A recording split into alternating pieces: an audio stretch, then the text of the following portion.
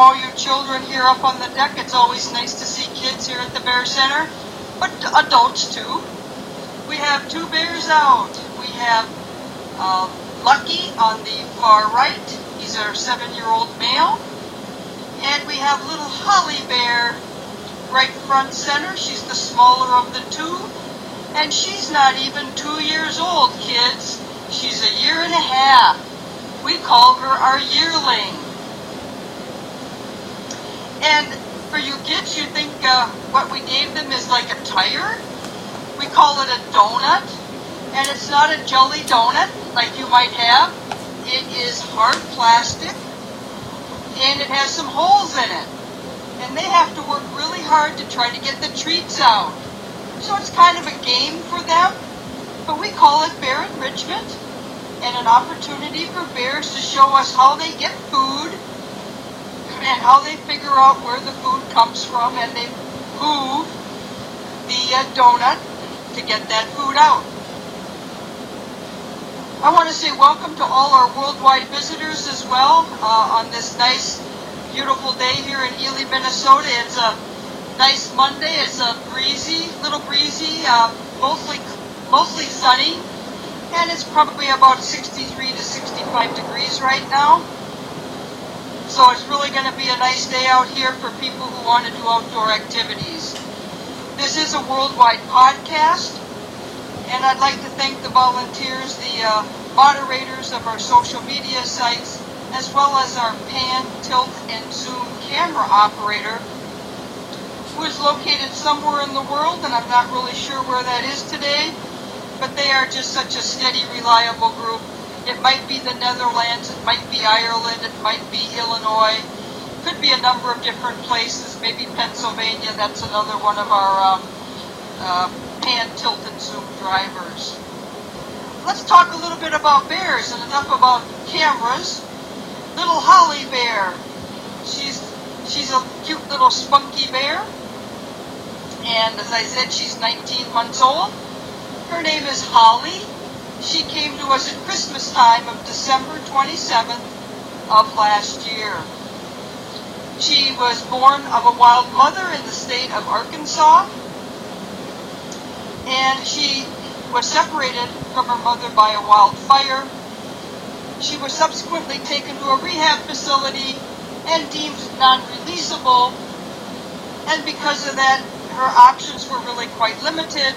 And that was to find a forever home or euthanasia. And so we have her here since December, and we have become her forever home. We are working and integrating her into our group of 4 bears here, a total of 4. And her best buddy right now is Lucky, and he's the one on your right. They have struck up some type of a friendship, and they seem to like to play.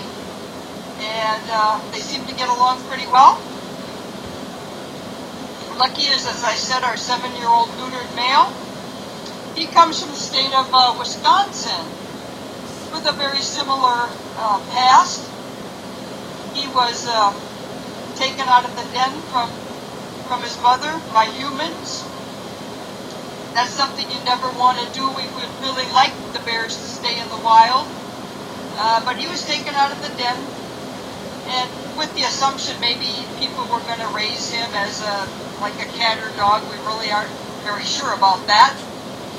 But in any event, he too was taken to a rehab facility, determined he was not releasable. And that big bear you see on the right now, an PTC driver, he is toward the food shed. Holly Bear is toward the pat tree.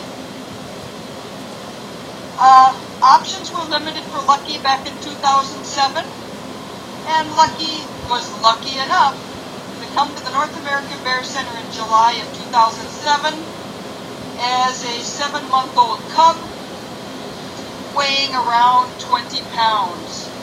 He's now at about 341 pounds and a nice healthy 7-year-old male. The whole purpose of what we're doing here right now is to show you how they manipulate and how they're able to use those front paws and claws using their nose to determine if they've got any more treats or food in those donuts. Their tongue is actually small enough or pliable enough to get their tongue in the holes. Their tongue is about 7 or 8 inches long, a little bit longer than ours, and it's a little sticky as well.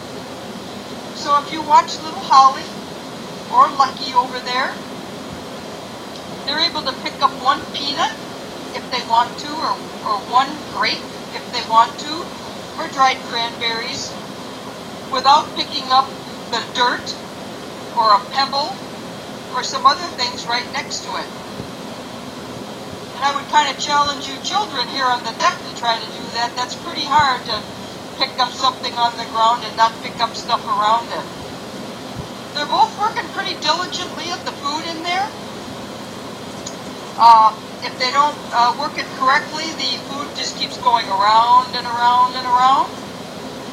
And Lucky has a habit of sometimes, although I haven't seen him do it recently, put the thing over his head and all the food falls out. He also has a habit sometimes of spinning it on one of his front legs. I'm not too sure if he gets much food that way, but he does enjoy doing it. And he looks pretty silly as well. We have two other bears.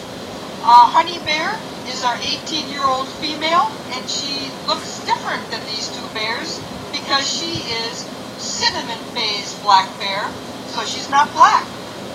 She's a real nice shade of brown or cinnamon color, and she'll be out here shortly. But we want to give our two bears here, these two bears, an opportunity to eat first, and then Honey is probably going to come cruising down, and it would be from the right. She's in her small enclosure, and when I say small enclosure, I mean something about the size of a 2 or 3 car garage. So it's not all that small, but it is smaller than clearly the 2.5 acres we have here. For those of you on the deck and have never been here before, the 2.5 acres is, except for what you see right in front of you, which is a pond and the waterfalls. And the bears do use the pond regularly, especially on warm, humid days. They're excellent swimmers. We have noticed Holly swimming here. She was a little hesitant to go in the water when she first came, but she actually kind of followed what Lucky did. Lucky was in the pond and swimming very nicely, and she kind of walked around the edges and finally figured it out. She's not quite as graceful as Lucky yet, but she certainly got the hang of it, and she enjoyed it the other day when it was about 90 degrees here in Ely. They do get a little bit warm at this time of year. They all still have parts of their winter coat on, not all of their winter coat, but a fair amount of it yet. And that will be shedding as the summer goes on, and once that sheds, it's not long after that they start preparing for winter time and a new winter coat. I always get asked what we feed our bears, and many times people think that we feed them things we don't feed them. I'll give you just a little list of some of the things we do feed them. They get raw egg, romaine lettuce, tuna fish from a can. They're getting peanuts right now in a shell. You've seen some of them thrown out. Red grapes, peaches, pears, plums, black grapes. They'll eat green grapes too. Carrots, avocado, dried cranberries, dried apricots, other like dried strawberries, dried raspberries, if we have them. We also have, and like right now, we have some nice fresh strawberries for them. And just the other day, we got some black grapes, which I tasted them, and they're excellent, and the bears think they are too. Also, watermelon. Watermelon is a favorite of a couple of our bears, except holly bear. Little holly bear, she kind of passes on the watermelon and just doesn't seem too interested in that. We're just kind of learning some of the things that she likes and doesn't like. We found out yesterday that little holly bear isn't too interested in pineapple, but yet Lucky Bear will eat pineapple. And so will Honey and Ted. They will eat some pineapple. Citrus is not big on their list. For example, oranges or grapefruit. That's not anything that they're interested in. So obviously we don't give them that. We vary the diets both in type and quantity based on each bear. When a particular bear begins to reject a certain item, we take it off the menu and try something else. Our goal here at the North American Bear Center is to give you an opportunity to watch captive bears, even though they're in a captive environment. We try to create as much of a natural environment that they would experience here in Ely with the 2.5 acres we have here. These two bears are right now free to roam around, but right now they're quite interested in food. And I'll talk a little bit about this time of year. This time of year right now is a time when bears in the wild, as well as our bears here, are moving from a stage of happening considered a normal activity that they've been in since early May to a stage called hyperphagia. And they are beginning to be more and more interested in food. They are beginning to anticipate food. And they are also interested in possessing the food given to them, not interested in sharing. And we also then have to begin to up the quantities of food for them, because hibernation really is a time, hyperphagia is a time when they begin to eat more food in preparation for hibernation. That process is beginning to start here. We're seeing some evidence of that here at the Bear Center. Typically we have figured on or about August 1st. We start seeing evidence of that, and we have seen that in the last 3 to 5 days here at the Bear Center. And I have actually received some confirmation of that by Dr. Lynn Rogers, the senior biologist at the Wildlife Research Institute, as well as his associates, that there is some evidence of that going on in the wild, that the bears are beginning to increase their dietary needs, getting a little bit more interested in consuming more food in preparation for hibernation. And I know some people are thinking, well, summer's not even over with yet, and here you are talking about hibernation. Aren't you rushing things a little bit? Well, hibernation is a time when bears actually sleep, but not all the time. But the preparation for hibernation actually starts much earlier. And bears go into hibernation not because there's snow on the ground. They don't hibernate because it's cold. They don't go into hibernation because there's less sun and the day is shorter. They go into hibernation because there's lack of food availability. And here in the Ely area, at least locally here, their food sources are really getting quite scarce starting in September, October, and as the food sources, their natural food sources get less and less and less, they begin to move toward fall transition, which is in preparation for hibernation. The hibernation period here in the Ely area can be 5 and 6 months. If you go, for example, to North Carolina or Florida, the hibernation period is much shorter. And why is that? It's because food is available to the bears longer during the year to them in those more southern regions. So we have some pretty long hibernation periods here up in the Ely area, only because we're in the northern part of the United States, and hibernation gets to be a little bit shorter as you go further south in the United States and food is more available.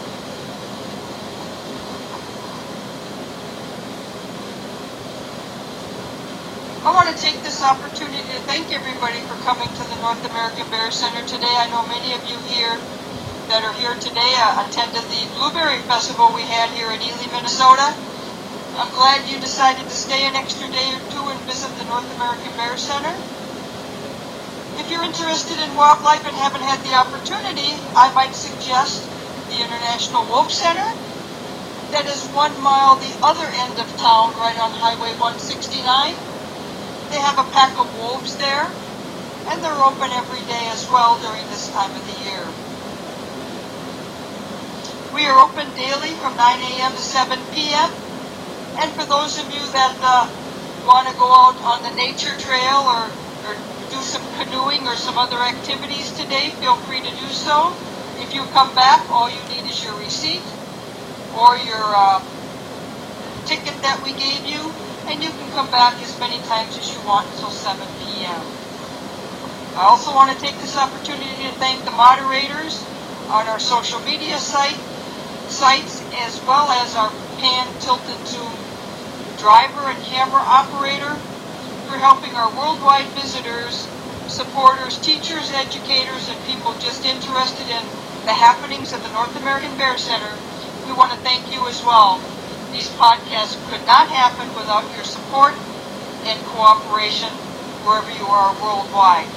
Once again, thank you, and I would encourage people here at the North American Bear Center to look at all our exhibits in the exhibit hall, as well as, if you feel like looking at a BBC documentary, we have 2 of them. Both of them were filmed here in the Ely area, one in 2010 and one in 2012. They document the life's work of Dr. Lynn Rogers and his fellow associates, and it was filmed in this area, right out in the woods, with Dr. Rogers and his fellow associates working with wild bears. Thank you very much, and thank you for coming, and wherever your travels may take you, please be safe. Thank you.